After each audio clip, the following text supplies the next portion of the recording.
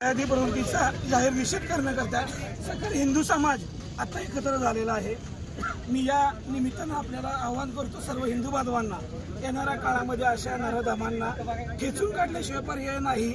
आणि आमची प्रामुख्याची जी मागणी आहे की अशा जिहादी प्रवृत्ती करणाऱ्या महाराष्ट्रातील नव्हे तर देशातील सबंध महापुरुषांबद्दल, कोणत्याही महापुरुषांबद्दल जर चुकीच्या पद्धतीनं वागणूक किंवा त्यांच्याबद्दल आपण शब्द किंवा विटंबना जर केली तर त्याला 10 वर्षाची कारावासाची शिक्षा याची तरतूद महाराष्ट्र राज्याने या माध्यमातून आम्ही गृह राज्यमंत्री देवेंद्र फडणवीस यांच्याकडे मागणी करतो। छत्रपती शिवाजी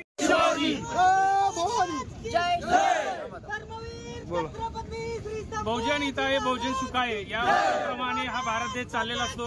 या देशामध्ये जे सर्व धर्मातील विविध जे महाराष्ट्र पुरुष होऊन गेलेले आहेत त्यांचा अवमान वारंवार होत आहे आणि राज्य आणि केंद्र सरकार यावर कोणत्याही प्रकारची गांभीर्याची भूमिका घेत नाही। आणि एखादी व्यक्ती विटंबना करत असताना ती मनोरुग्ण आहे असं डिक्लेअर करून मोकळी होते तर ही बाब ह्या देशातील कोणताही नागरिक सहन करणार नाही। या देशामध्ये छत्रपती शिवाजी महाराजांनी, बाबासाहेबांनी लोकशाही निर्माण केलेली आहे आणि जर त्यांचे अवमान केले जातील वारंवार ते खपून घेतल्या जाणार नाही। आमची केंद्र आणि राज्य सरकारला एकच विनंती राहील की अशा मनोरुग्ण असू नये तर सर्वसामान्य कुणी असू की जो हे थोर महापुरुषाची विटंबना करेल त्याच्या विरुद्ध मोक्यासारखे कायदे लागू करावे, 10 वर्षापेक्षा जास्त शिक्षा त्यामध्ये विना जामीनमध्ये दाखल कराव्यात, अन्यथा अशा मनोरुग्ण व्यक्तींना जन्मठेपेसारखी शिक्षा करण्यात याव्यात अशी आमची मागणी राहील। आणि आज या ठिकाणी सातारा या ठिकाणी हिंदुत्ववादी संघटना आणि सर्व बहुजन दीनदलित गोरगरीब सर्वसामान्यांनी जे छत्रपतींना मानतात, बाबासाहेबांना मानतात अशा व्यक्तींनी रस्ता रोको केलेला आहे आणि ह्या रस्ता रोकोच्या माध्यमातून सर्वसामान्य जो त्रास झालेला आहे त्याची मी दिलगिरी व्यक्तो। सातारा पोलिसांनी सुद्धा या बाबतीत चांगल्या समंजसी भूमिका घेतलेली आहे, त्याबद्दल त्यांचे मी आभार मानतो।